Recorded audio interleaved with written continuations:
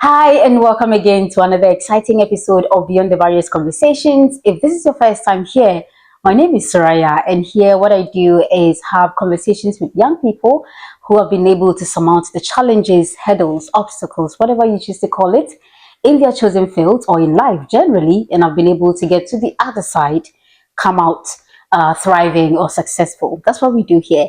And I have been speaking with amazing people. And today I have another amazing person here to continue this conversation with, to share his Beyond the Barrier story with us. He's a Ghanaian, so today I'm allowed to speak Chi here and there. His name is Ekow Mensah Kakra.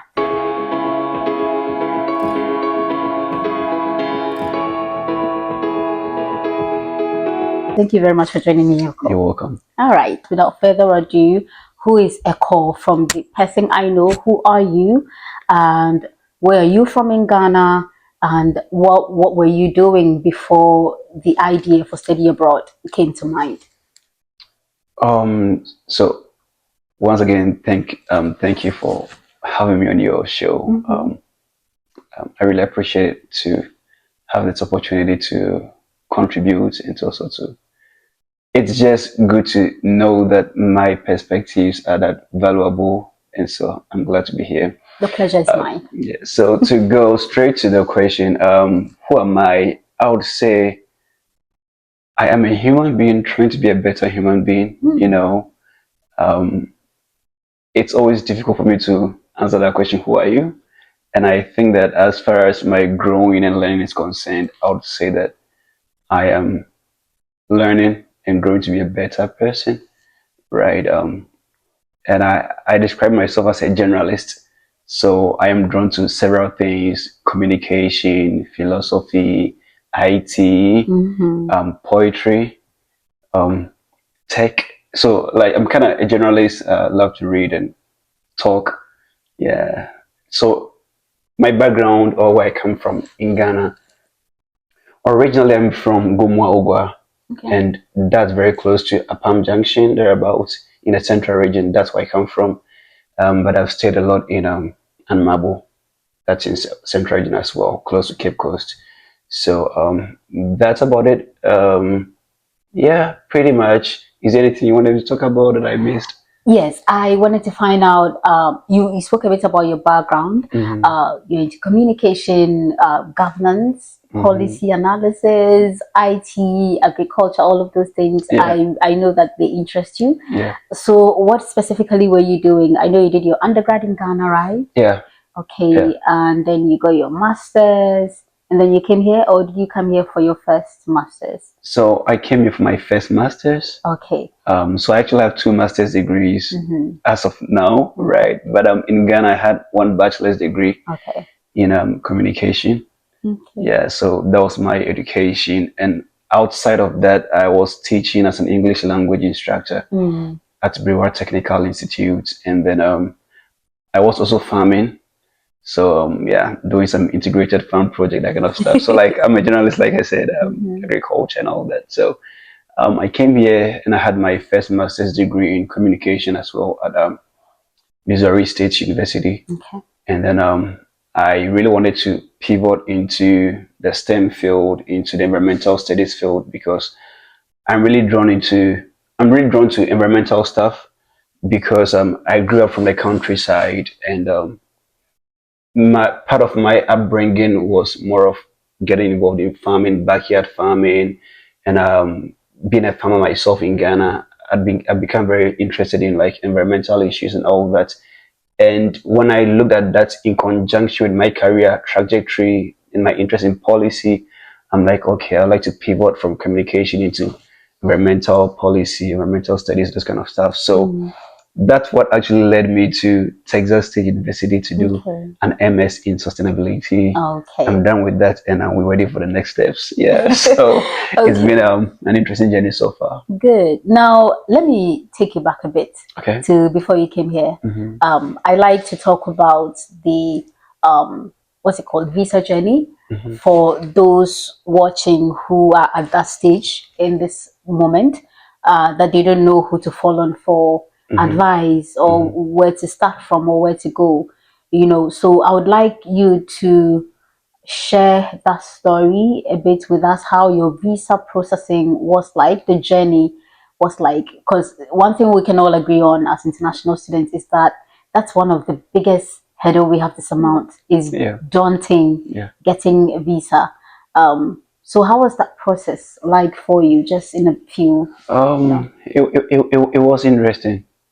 I would say it was just interesting, and it comes with some kind of ups and downs. You know, like you have an admission, you celebrate in a minute, and the next question just pops up. Like, what next? Like everything can just go away without a visa.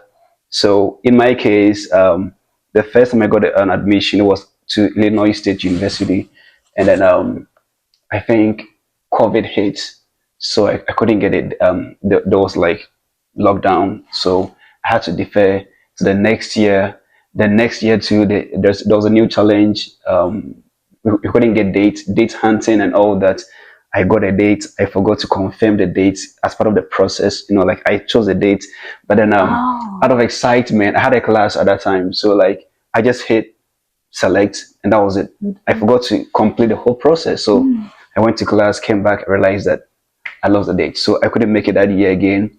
In the third year, I had to let go of the Illinois process, admission, and then I'm applied to Missouri State, and I got it. So at that time, because I already had a default, like first of all, you choose a date before going for the expedite date. So I had the original date, and so at that time that I got admission to Missouri State, I didn't have to struggle for it because I had it. I had to call the embassy, get my details updated, and go for the interview. And by God's grace, I made it. So it was kind of no, no, yes kind Yeah. of process You for said, me. you did say it was an interesting process, and Yeah, yes, it yeah, is. it was. I Yeah, agree. really interesting. I agree. If you're watching, this is to tell you that if at the first point you don't get it, that's no enough reason for you to give up. Um, your story is, it's miraculous. You lost the date because you didn't confirm. Yeah, From the perspective of someone who, like a spiritual person, like someone of faith, we can just say God said it wasn't time yet to go. yes, So you yeah. had So, to so wait. as part of my whole identity as a person of faith, as a spiritual person, I interpret everything from the God perspective, Yeah. so it makes sense and Yeah. makes life more meaningful to read things that way. And one funny context was that at that time I was using a broken phone, like the screen was kind of cracked. So I actually zoomed in to select a date, and because I'd zoomed in, the other parts of that page Did not were out of show. view. So I didn't know how to press an OK, next over somewhere else. So that's how come I missed it. I went to class. I was like, in my mind, I was like, this is my last class, right? So I really thought very well that day, and came back. I lost it. Very disappointed, but then yeah, Yeah. God knew what He was doing. It Mm-hmm. wasn't time, maybe. Yeah. Yeah. Yeah. So please, when things get out of hand during the visa process, just know that you have to keep pushing. Some people stories are different, just one time and then they get it. Some people go for visa interviews even multiple times before they get the visa itself. So yeah, I see some story of resilience hiding in there somewhere. Yeah, yeah, Just don't yeah, give up yeah. at the first try. Right, thank you very much for sharing that with us. Now let's come to, you got everything, you've come to the United States. Let's look at the barriers and challenges that you were confronted with. One thing that we all will agree on as international students is the different shocks that greet us when we get here. Culture, academic, um, a lot. Even when you get, like, even health, you know, navigating the health system, there's a lot of pressures and uncertainties and shocks that we're greeted with. What were some of your initial culture shocks when you got here? How did you deal with them? Um, well, that's a very loaded question. So I would say that I am still dealing with some of the shocks, even though I'm now very much acquainted with them. Before I came, I remember I attended one of the seminars by the US, is it embassy or exchange program, study abroad kind of programs. And this lady made a point that once you come to the US, you'd realize you're black. Like you, when she said it, it made sense to me. But when I entered here, I understood it better.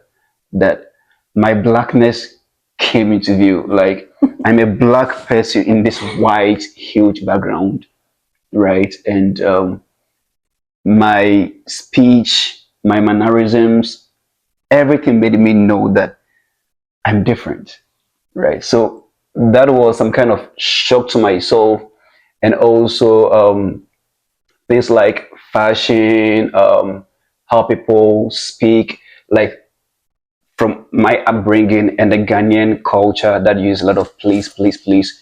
Over here, I realize people are just straightforward, very like mechanical, no kind of garnishing language, that kind of stuff. So those are some kind of shocks for me, and also um, some shocks in terms of academics was me realizing that we're not that bad, right? So that we are intelligent and we are smart, right? Mm. So at first, before I would make my first submission in class, I thought like, hey, I don't belong here, like all that. But without judging or comparing, I kind of evaluate submissions and what I think. I'm like, oh, whoa, this is something I can really participate in. And I had to just start by talking and get very conversant with that. So, yeah, there are a couple of shocks that I don't want to belabor the point, but there are a lot of shocks that I had to go through. But these are some few ones that I can think back to. Yeah. Thank you for sharing. When you were speaking, I remembered something that during my master's, I also graduated. So during my master's, the office that I belonged to, we had this office board that we used to write stuff on. And one lady decided to write quotes that are usually said by the office occupiers. And can you guess what she wrote about me? You say a lot of please and kindly. Kindly. They used to laugh at me. They used to laugh at me. I say a lot of please and kindly and thank you. So she wrote Soraya kindly. I actually had one student write in my evaluation. I was teaching public speaking, so like at the end of the semester evaluations, it's like he's too polite.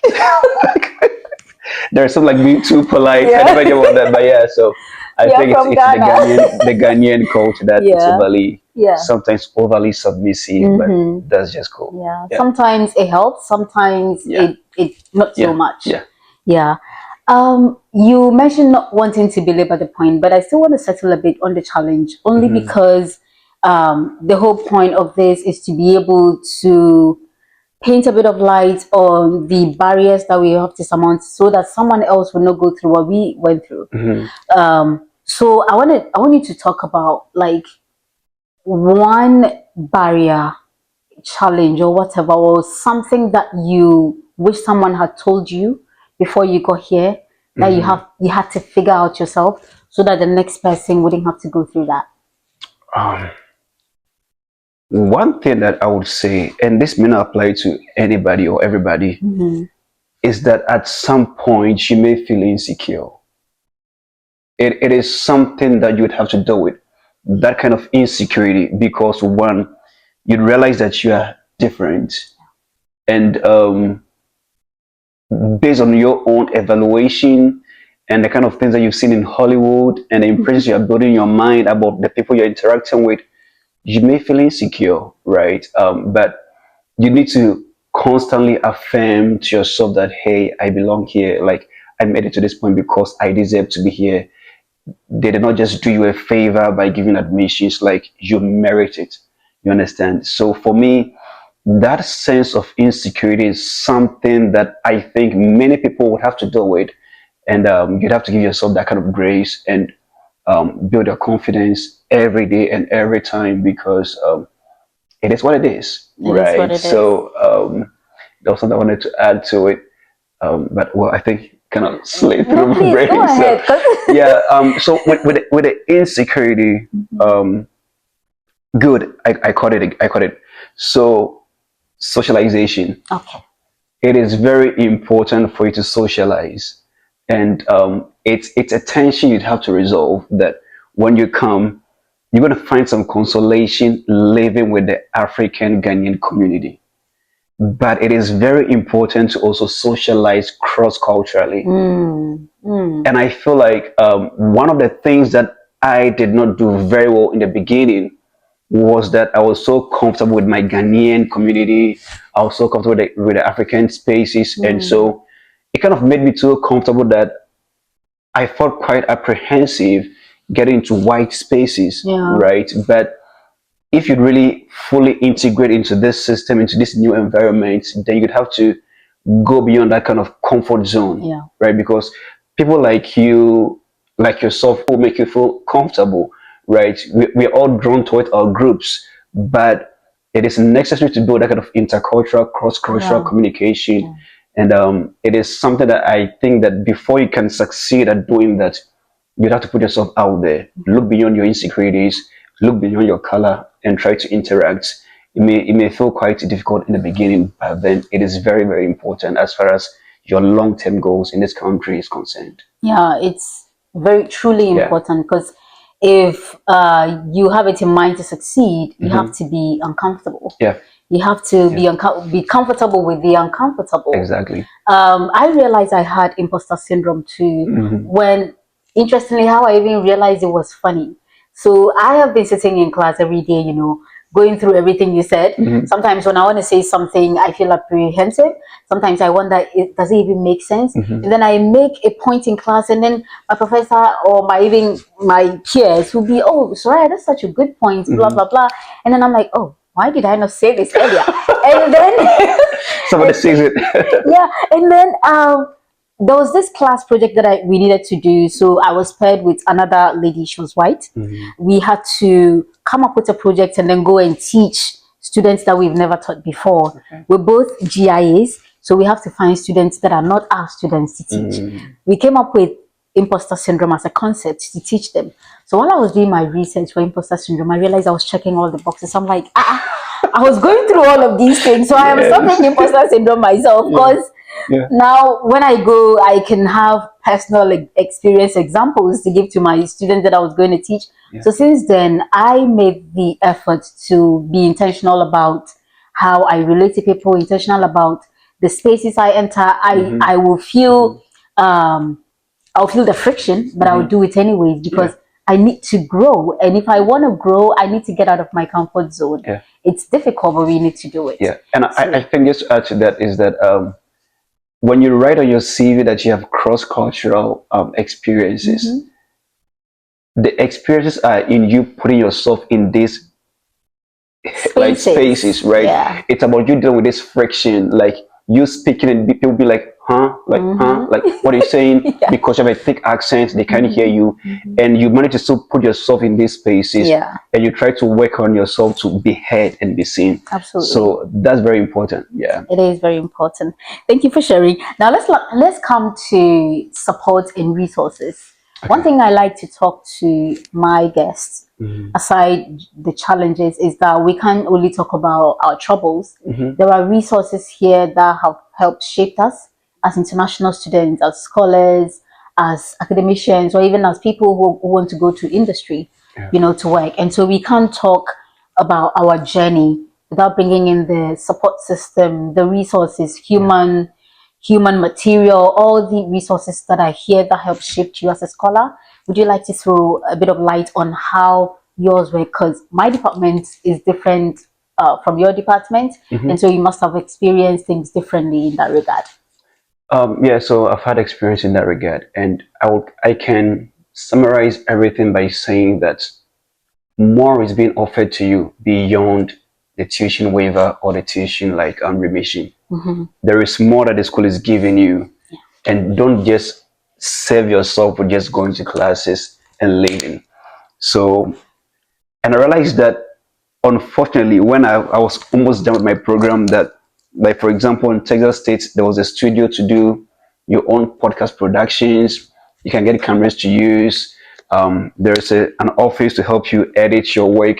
There's an office to help you do mock interviews, right? But as an international, I just felt like, oh, it's all about going to class, doing my assignment, coming back home, that kind of closed loop.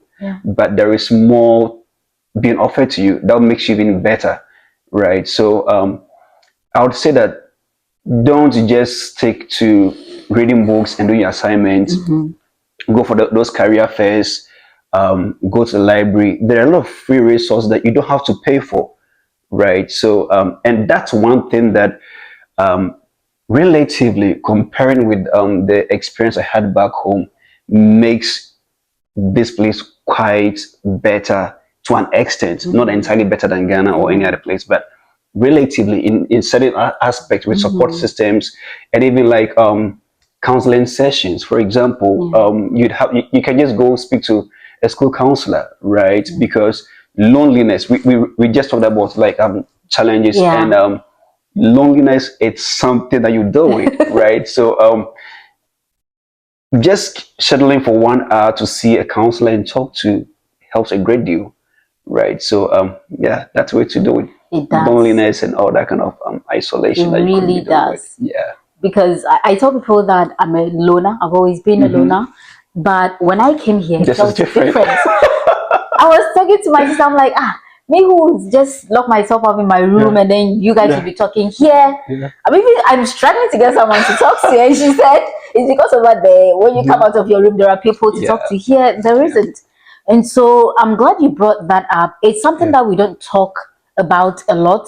I don't know whether it's difficult bringing it up in conversations, but it's really a huge deal. We need to talk about it more often because it's about our mental health. Yeah.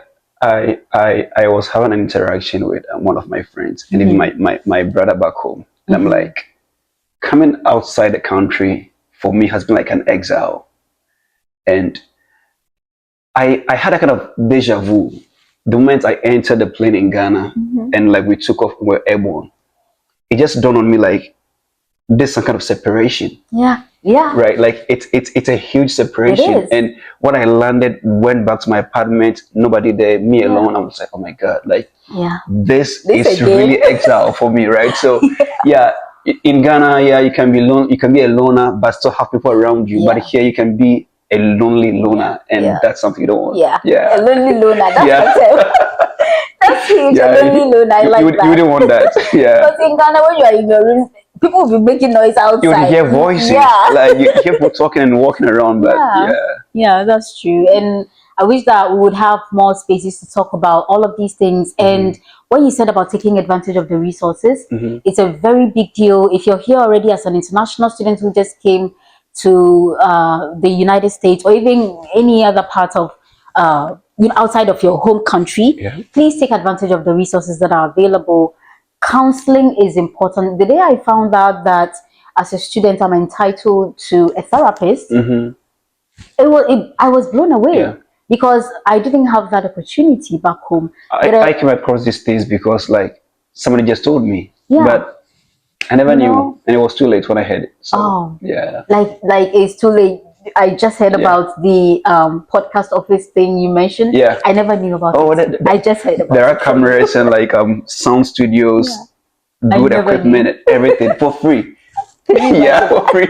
So please take advantage of resources as much as possible. It's all part of your growth journey, and some of these things are expensive outside of your campus. So if campus is providing it for you, please just take advantage of them. Right. Now, talking about growth, let's talk about growth and identity. We just mentioned that these resources provided by your school help with your growth as a person. Looking back to the Ekow you were before you came here in this journey of loneliness and grinding and studying and coming out of your comfort zone, all of these things come together to build you as a person. So what do you see, like how would you describe this new Ekow from the Ekow you were before you left the shores of Ghana? What has changed in terms of your growth and identity? What are you doing currently that you can look back and say, I've grown as a person or as a scholar? That's a meaningfully loaded question, to be honest. And once you started talking, I started thinking about a number of things. I would reference this idea of being critical. I'm a communication person, so So am I. yeah, I have engaged a number of theories and concepts in like critical scholarship. Okay. I have engaged things like privilege, opportunities, injustice, social Power. movement, power dynamics, and so by engaging these kind of topics, it has improved my person, right? That beyond my values, beyond my beliefs, beyond my own biases, I can look at things and be better objective, like be quite objective than I would have been, right? So I think that the kind of the things that I have come across in my studies as a critical scholar, understanding power dynamics, and I've been fortunate to be taught by some great professors like Dr. Lazich. She's in Missouri State, and she really embodies this idea of like being a critical person. And all that she says is that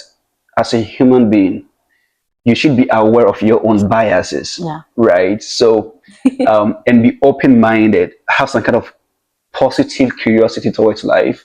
That even if you come across things that are unusual, you just you don't approach unusual things with like dismissiveness, but you're just curious to know more about those things, right? So, I think that the nature of academic delivery and engagement that I have with some professors and the books that I've read in these programs have really transformed me, especially how I relate with people and even relate cross-culturally, even in different faith domains. Like Yeah. I've understood what it means to be open-minded, to be tolerant, and to respect people's opinions, and to even sometimes reasonably embrace diversity.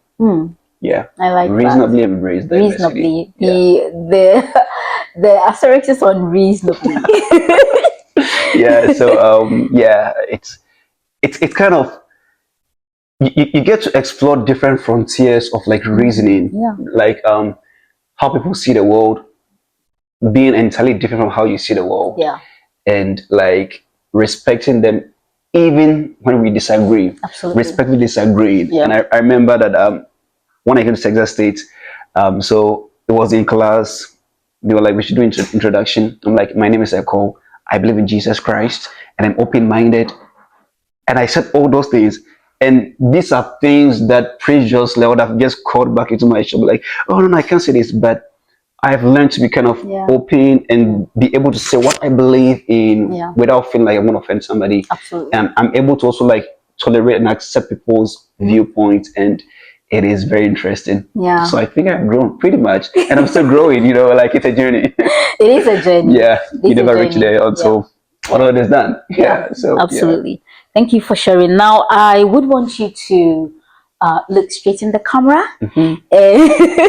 So beautiful, handsome viewers. Yes, beautiful and handsome viewers. I want you to give like practical steps, practical advice, practical strategies, tactics, whatever you want to say to the young person watching, not just in terms of study abroad, but life generally, per your experience, what you can talk to them like you're talking to 20-year-old Ekow, or like you're talking to your younger sibling, an advice you can give them about what your journey has taught you that you want to tell them in terms of growing, in terms of making it, in terms of getting out of our comfort zone. Because what I've realized is that, and I know a lot of people have realized that, is that our younger ones today don't want to make it, do not want to go through the hassle of, making it. People want to wake up overnight and become rich and prosperous. Life doesn't always work out that way. Yeah. Emphasis on always, because some people have it easy. Those who were born with silver spoons, not all of us were born with that. You have to put in the work. So talk to them like you talk to a 20-year-old Cole. Well, what I would tell a 20-year-old me is to ask a lot of questions. And so I think that asking questions and also asking intelligent or meaningful questions would unravel a lot of opportunities for you. The second, which I think should be if for nothing, the recommendation I would give the old me is to get a mentor. just get a mentor. Like, be intentional about it. Um, Pray about it if you're a person of faith, but get a mentor, because I have come to understand that my pace and speed would have been faster if I had some leverage through relationships and mentorship. And so I wouldn't want to get pensive and recount all the things I could have done that I'm now working on. But just put your mind to it, get a mentor, learn from people, ask the great questions, and I think that would make a great difference in your life and your journey. It's going to help you grow. I hope this helps you. Thank you. For now, just two more questions, Oh, and sure. then we'll go just two more. So one, Okay. the last but one question I want to ask you is, what barrier are you surmounting currently? Which means, what are you doing now? Yeah, what's on your table now? So right now on my table, I am going through the job market processes, Okay. and it's interesting. So I would say that start working on your CV as early as possible. Anything pertaining to work authorization, start on time, right? Like, start on time. And I want to put this across. Okay. You'd realize that you're an international the very day you graduate. You'd realize it will dawn on you that you don't belong here the very day you graduate. Your colleagues may be going to the bars and be partying. On that day, this question will pop up to you: what next? Next. Yeah. And I hope it does not steal your joy on that day, because like, it just dawned on me after graduation. I was like, oh gosh, like, what next? Right? So yeah, that was it, by the way. But start early, and like, for every application, now there's a lot of backlogs in the system. So whatever application you need to do it on time. Okay. And speak to people, have a lot of mock interviews, Okay. have somebody review your CV for you, and use the career services, and it will be very helpful to you. Okay. Yeah. Thank you. Now, one more thing, Yeah. which is my favorite You can have question. several. You can have several of them. Yeah. It's my favorite question I love to ask. It is that, so if you can gather your journey, which is a very interesting way of putting it, if you can gather your journey, put it in a box, tie a bow on it, and then give it a name, what single word or phrase or clause will you call it? How would you name your journey so far? Walk with God. Ha! It was a walk with God. It's been a walk with God, or put differently, it's been a walk of faith. Walk with faith. There are a lot of things that you can't predict, that you don't have any agency or control over, but you have to trust that God is on your side. If you're a person of faith, I hope you are, and otherwise, believe, like, have that kind of confidence that even the things that you cannot see, once you can dream them and imagine them, they can manifest. You understand? So for me, if I should pack everything in a box, I would say it has been with God. It has been with God. And this is no fanatism or like religious language. It's something that I'm saying out of my own experience, and it has been God. It has been good. Yeah. Thank you so much, Ekow. I appreciate having you here. I know that time is money, so I appreciate this a great deal. Thank you for agreeing to sit with me and for sharing this nugget of wisdom. I have learned a lot. I've appreciated and I've enjoyed this conversation thoroughly. I learned that we should have a positive curiosity, that we should enjoy being uncomfortable, because that's what will help us grow. We should ask meaningful questions. We should be ready for the answers of the questions too. Get a mentor and work with God. I mean, whatever conviction that you have, take it seriously. Be intentional. Be intentional about it. I have enjoyed this conversation. I hope you have too, and I hope that most importantly that you pick a thing or two to help you with your journey wherever you are in life at the moment. My name is Suraya. If this is your first time watching, please click on the subscribe button for me and share this with someone who might find it beneficial. I will catch you again in the next episode. Till then, keep being you, and bye-bye.